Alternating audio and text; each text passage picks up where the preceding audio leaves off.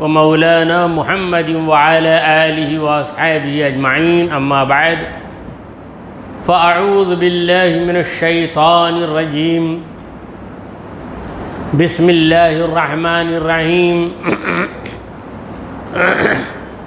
قد جاءكم من الله نور وكتاب مبين. صدق اللہ مولانا العظیم. حاضرین محفل، السلام علیکم ورحمۃ اللہ وبرکاتہ. اللہ رب العزت جل وعلا کی ہم پر بے پناہ مہربانی ہے کہ اس نے ہمیں آقائے نامدار احمد مختار مدنی تاجدار دونوں جہاں کے سردار حضرت محمد مصطفیٰ رسول خدا صلی اللہ تعالی علیہ وآلہ وسلم کی بابرکت امت میں پیدا فرمایا. محترم حضرات، درس حدیث کے سلسلے کو آگے بڑھاتے ہوئے میں عرض کرنا چاہوں گا کہ امام طبرانی نے ایک حدیث روایت کی ہے. طبرانی، ان کی کتاب کا نام ہے المعجم.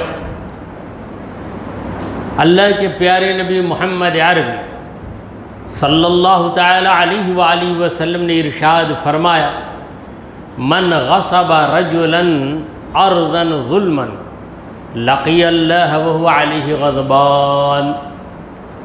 یعنی جو شخص کسی بھی آدمی کی زمین کو ہڑپ کر لے، غصب کر لے، دبا لے، تو وہ اللہ سے ملاقات کرے گا تو اللہ اس پر غضبناک رہے گا.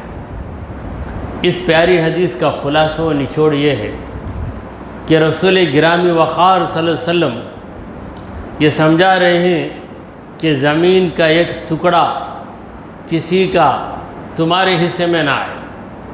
یعنی جو چیز تمہاری ہے وہی تمہاری رہے. اگر زمین کا کوئی حصہ دوسرے کا ہے تو اسے غصب نہ کرو. غصب کون کر سکتا ہے؟ جو زیادہ طاقتور ہے، جس کا سیاسی رسوخ زیادہ ہے، وہ غریب کی زمین کو غصب کر لے گا. یعنی زمین کا اس کا جو حصہ ہے، دوسرے کے حصے سے کچھ زمین لے کر اس پر اپنی دیوار بنا لے یا اپنا گھر تعمیر کر لے یا مکمل حصہ زمین کا، یعنی ایک لینڈ، یہ گراؤنڈ یوں ہی کسی کا دبا لے، تو ایسا کرنے والا یہ سمجھتا ہے کہ میں بڑا چالاک، میں دوسرے کی زمین پہ قبضہ کر لیا ہوں.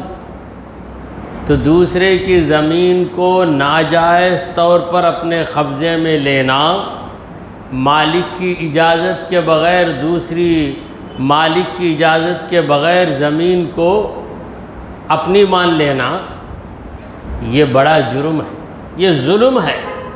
اللہ تبارک و تعالیٰ اس ظلم سے ناراض ہے. یہ شخص جب اللہ سے ملاقات کرے گا، قیامت کے دن اللہ کے روبرو آئے گا، تو اللہ تعالیٰ سخت غضب میں ہوگا کہ تو نے دنیا میں کیا کیا.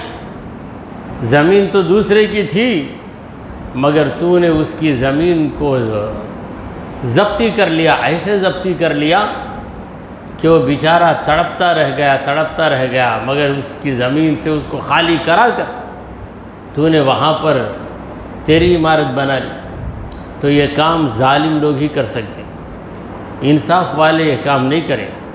اگر انصاف والے انسان کو معلوم ہو جائے کہ یہ زمین دوسرے کی ہے تو فوراً بلا کر کہیں گے یہ زمین تمہاری ہے، تم لے لو. ہاں اگر وہ کہے کہ نہیں، میں خود اجازت دیتا ہوں، میں خود یہ زمین کا حصہ آپ کو ہبتاً دے رہا ہوں، تحفتاً دے رہا ہوں، تو ایسی صورت میں جائز. مگر ایسا کون کرے گا؟ آج کے دور میں تو مٹی کی قیمت سونے کے برابر ہے. زمینوں کی قیمتیں بہت زیادہ ہو رہی ہیں، تو ایسی صورت میں کوئی اتنا بڑا دل نہیں کرے گا. ہاں کوئی ایک ایسا آدمی ہو جس کے دل میں دنیا کی طلب نہیں ہے، اور جس کے کوئی خویش و اقارب نہیں ہے، نہ بھائی نہ بہن نہ بیٹا نہ بیٹی، یہ آدمی سوچے گا کہ میں چند دنوں میں مر جاؤں تو وہ زمین بیکار ہی جائے گی، دوسرا اٹھاتا ہے تو اٹھا لینے دیں۔ تو یہ حدیث ختم ہوئی۔ اب چلیے دوسری حدیث۔ اس حدیث کو بھی امام طبرانی نے نقل کیا ہے۔ اللہ کے پیارے حبیب، ہمارے دلوں کے طبیب حضرت محمد مصطفیٰ صلی اللہ تعالی علیہ وآلہ وسلم نے ارشاد فرمایا: ما انفق المرء على نفسه وولده وأهله وذي رحمه وقرابته فهو له صدقہ۔ جو بھی خرچ کرتا ہے انسان، خرچ کرنا، ہر ایک خرچ کرتا ہے، امیر بھی خرچ کرتا ہے، غریب بھی خرچ کرتا ہے۔ امیر لاکھوں میں خرچ کرتا ہے تو غریب 100، 50، 20، 10 جتنی بھی اس کی حیثیت ہے اتنا وہ خرچ کر لیتا ہے۔ رسول پاک صلی اللہ علیہ وسلم فرماتے ہیں کہ آدمی جب خرچ کرے علی نفسی، خود کے اوپر، خود پر کیسا خرچ کرے گا؟ اپنے تن کو چھپانے کے لیے کپڑے خرید کر پہنے گا، اور اپنے پیٹ سے بھوک کو مٹانے کے لیے حلال طریقے سے روزی حاصل کرے گا اور خرچ کرے گا خود پر۔ تو جو خود پہ خرچ کرے، وہ ولدہ، اپنی اولاد پہ خرچ کرے، وہ اہلہ، اپنی بیوی پہ خرچ کرے، وذی رحمہ و قرابتہ، اس کے جو ننھیال ہیں، ماں کے رشتہ دار، ان پر خرچ کرے، اور اپنے رشتہ داروں پہ بھی خرچ کر لے، تو اس کا یہ خرچ کرنا خود پہ کیا ہے، بیوی پہ کیا ہے، بچوں پہ کیا ہے، رشتہ داروں پہ کیا ہے۔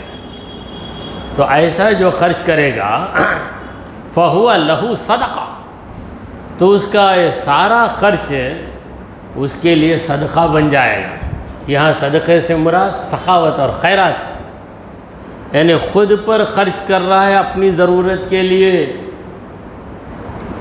مگر ثواب پا رہا ہے۔ خدا کا کرم دیکھیں، ایک مرتبہ نبی کریم صلی اللہ علیہ وسلم نے کہا کہ مومن کو اس کے ہر عمل میں اجر دیا جاتا ہے۔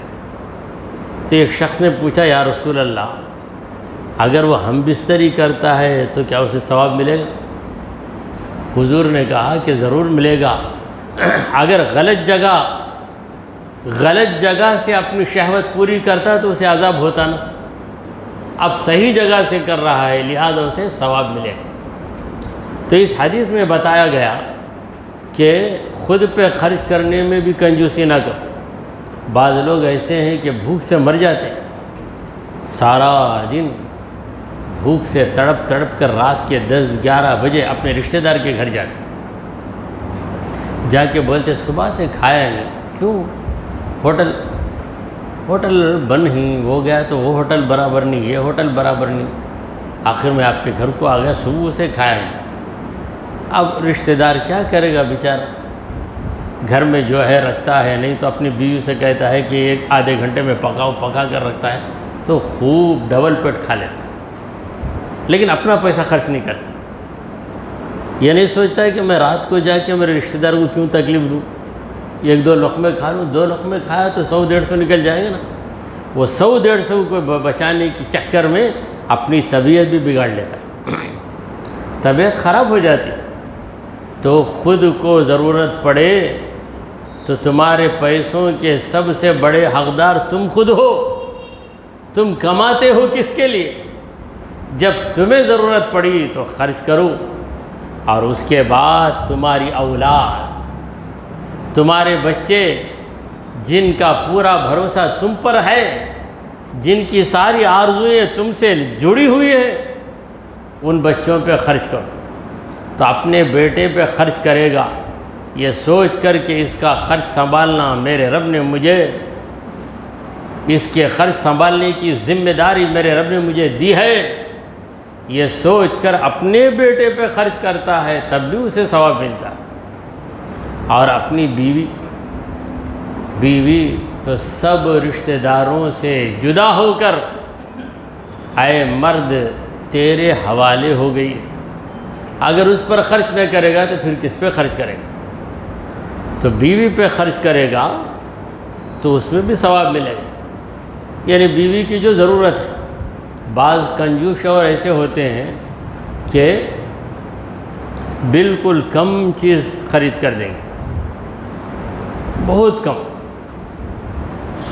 50 گرام گوشت لا کے اس کے 4-5 حصے کر کے آج یہ 2 ٹکڑے پکانا، صبح 2 ٹکڑے پکانا، تو 2 ٹکڑے پکا کر رکھتی ہے بیوی، تو دونوں ٹکڑے خود کھا لیتی ہے۔ بیوی کیا کھائے گی اس کی کوئی فکر نہیں ہے۔ یہ غیر اسلامی طرز عمل ہے۔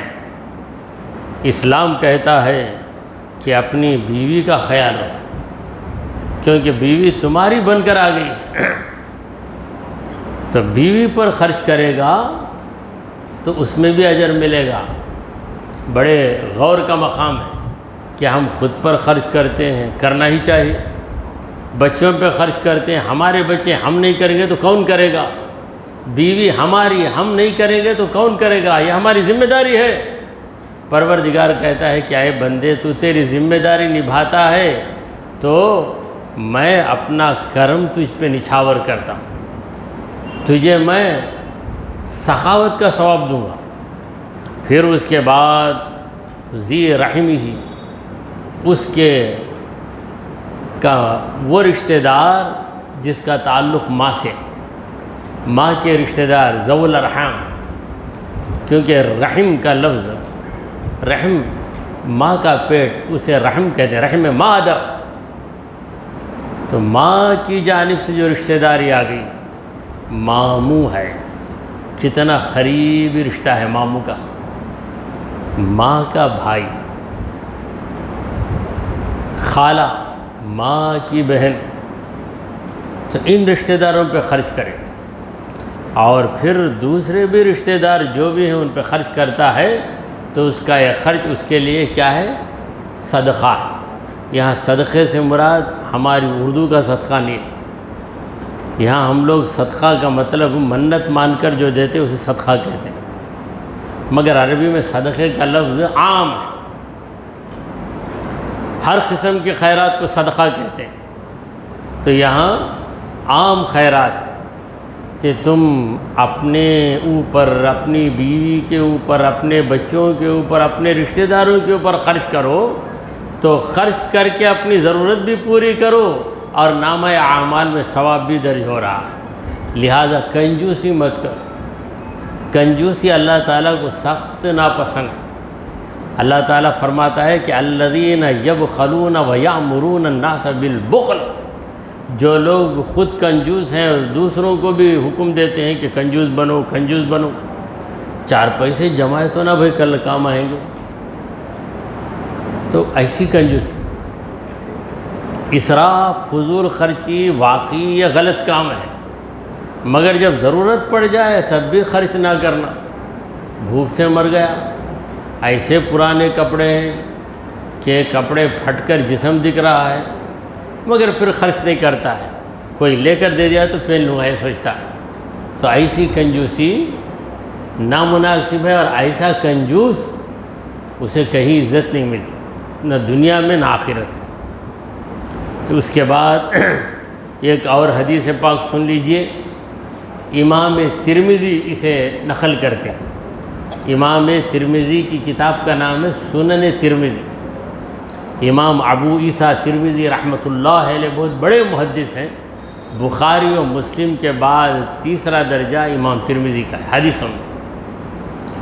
ان کی روایت کردہ حدیث، اللہ کے پیارے نبی محمد عربی صلی اللہ تعالی علیہ وآلہ وسلم نے فرمایا، لو کنت آمر احدا، اگر میں کسی ایک کو بھی حکم دے دیتا، ان یسجد لاحد، وہ کسی کو سجدہ کر لے، یعنی میں نے سجدہ کرنے سے سب کو منع کر دیا، اگر سجدہ کرنے کی گنجائش ہوتی، پاسبلٹی ہوتی کہ ایک آدمی دوسرے کو سجدہ کر لے، تو سنو، لَأَمَرْتُ الْمَرْأَةَ أَن تَسْجُدَ لِزَوْجِهَا، تو ایسی صورت میں ضرور حکم دیتا ہر بیوی کو کہ وہ اپنے شوہر کو سجدہ کرے۔ اتنا بڑا درجہ ہے شوہر کا، مگر آج ہماری قوم برباد ہو رہی۔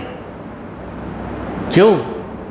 انہیں حدیثوں سے تعلیم نہیں مل رہی ہے، یہ سیریل دیکھ رہے ہیں، اور سیریل میں بتایا جاتا ہے کہ بیوی کو شوہر کے سامنے دب کر رہنے کی ضرورت نہیں ہے، بلکہ آنکھ میں آنکھ ملا کر بات کرنا ہے، شوہر کو دھمکی دینا ہے کہ میں پولیس میں رپورٹ کروں گی۔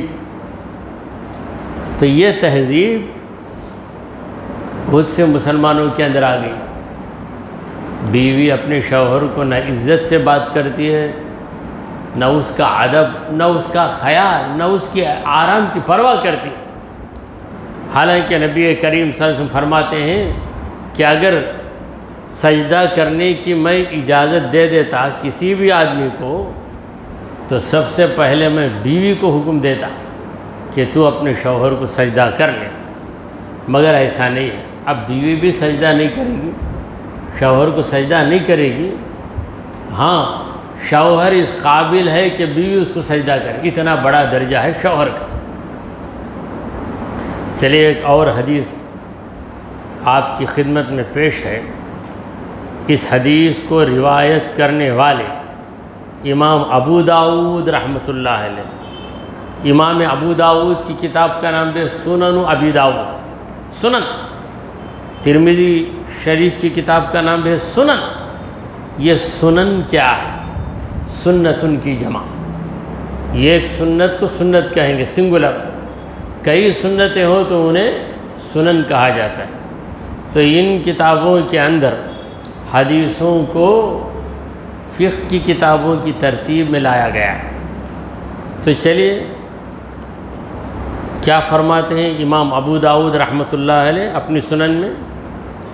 اللہ کے پیارے نبی محمد عربی صلی اللہ علیہ وسلم نے فرمایا، البرکۃ تنزل وسط الطعام فکلوا من حافتیہ ولا تأکلوا من وسطہ۔ برکت، البرکہ، برکت تنزل وسط الطعام، کھانے کے بیچ میں اترتی ہے برکت۔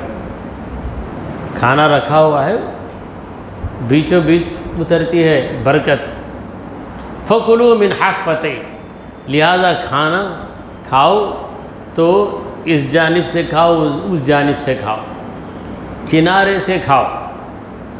وَلَا تَأْكُلُوا مِنْ وَسَطِهِ، اور پھر بیچ میں سے مت کھاؤ۔